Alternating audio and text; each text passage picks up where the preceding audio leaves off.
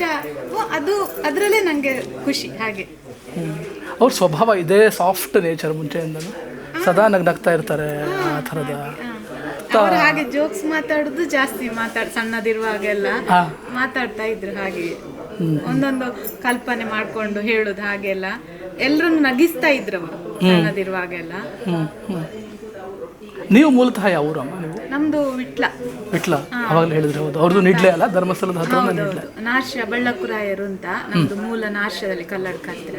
ನಾವು ವಿಟ್ಲದಲ್ಲಿ ಇರೋದು, ಅಲ್ಲೆಲ್ಲ ಸ್ಕೂಲಲ್ಲಿ ಹೋದ್ವಿ, ಕಾಲೇಜಲ್ಲಿ. ಅವರ ಜಾತಕ ತೋರಿಸಿದಾಗ ನಿಮಗೆ ಈ ಥರದ್ದು ಬಂದಿದ್ದಲ್ಲ? ಅದಂದ್ರೆ ಇವರು ಪಾಠಕ್ಕೆ ಹೋಗ್ತಾ ಇದ್ರಲ್ಲ, ಸೋದೆ ಮಠಕ್ಕೆ.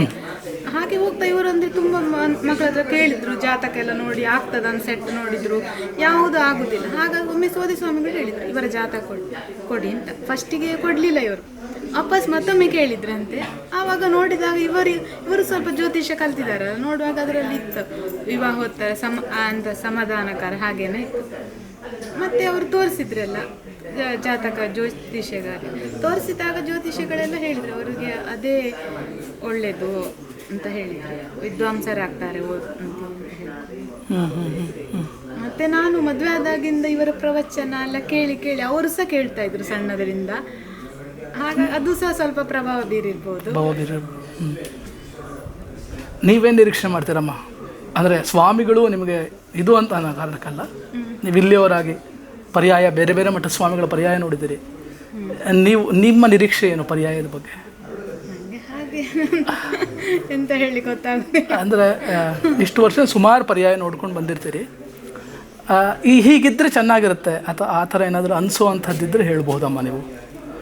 ಈ ಥರ ಅವರು ಏನು ಆಲೋಚನೆ ಮಾಡಿದಾರ ಅದು ಹಾಗೆ ಈಡೇರಿದ್ರೆ ಸಾಕು ಅಂತ, ಅವರು ಏನೇನು ಯೋಜನೆ ಎಲ್ಲ ಥಿಂಕ್ ಮಾಡಿದಾರಲ್ಲ ಹಾಗೆ ಆದರೆ ಸಾಕು, ಅದಕ್ಕೆ ದೇವರ ಅನುಗ್ರಹ ಆದರೆ ಸಾಕು. ಮತ್ತು ಬಹಳ ಹಾಗೆ ದೊಡ್ಡ ದೊಡ್ಡ ಆಲೋಚನೆ ಎಲ್ಲ ಬಹಳ ಜನಕ್ಕೆ ಏನಂದರೆ ಅವರ ವಯಸ್ಸಿನ ಬಗ್ಗೆ ಒಂದು ಪ್ರೀತಿಯಿಂದಲೂ ಮಾತಾಡ್ತಾರೆ, ಒಂದಷ್ಟು ಗುಮಾನಿನೂ ಇರುತ್ತೆ. ಅಂದರೆ ತುಂಬ ಚಿಕ್ಕ ವಯಸ್ಸು, ಇವತ್ತಿನ ಇದಕ್ಕೆ ಮಾತಾಡೋ. ಅದೇ ನಾನು ಮೊದಲು ದೀಕ್ಷೆ ಆಗೋ ಟೈಮಲ್ಲಿ ಅವರು ಸೋದೆ ಸ್ವಾಮಿಗಳು ಕರೆದಾಗ ಕೇಳಿದ್ದೆ, ಅಲ್ಲ ಜಾತಕದಲ್ಲಿ ಉಂಟು ಈಗ ಹಲವು ಇದಕ್ಕೆಲ್ಲ ಎಂತ ಪ್ರಾಬ್ಲಮ್ ಇದ್ದಾಗ ಹೋಮ ಎಲ್ಲ ಮಾಡಿ ಆ ಪರಿಹಾರ ಮಾಡ್ಲಿಕ್ಕೆ ಆಗ್ತದಲ್ಲ, ಹಾಗೆ ಈ ಸನ್ಯಾಸ ಆ ಯೋಗಕ್ಕೂ ಪರಿಹಾರ ಮಾಡ್ಬೋದಲ್ಲ ಅಂತ ಇವರ ಹತ್ರ ಸಹ ಕೇಳಿದ್ದೆ ನಾನು. ಇಲ್ಲ ಅದೊಂದು ಪರಿಹಾರ ಆಗೋದಿಲ್ಲ.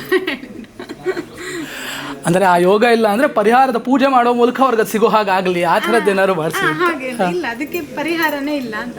ಮತ್ತೆ ಅವರ ಇದು ಎಂತ ಚಟುವಟಿಕೆ ಎಲ್ಲ ನೋಡಿದಾಗ ಅವರಿಗೆ ಅದೇ ಫಿಟ್ ಅಂತ ಅನಿಸ್ತು. ಮತ್ತೆ ಅವರಿಗೆ ಏನಾಗಬೇಕು ಅಂತ ಉದ್ದೇಶ ಉಂಟು ಅದೇ ಆಗಲಿ, ಅದರಲ್ಲೇ ನಮಗೆ ಖುಷಿ ಅಲ್ಲ.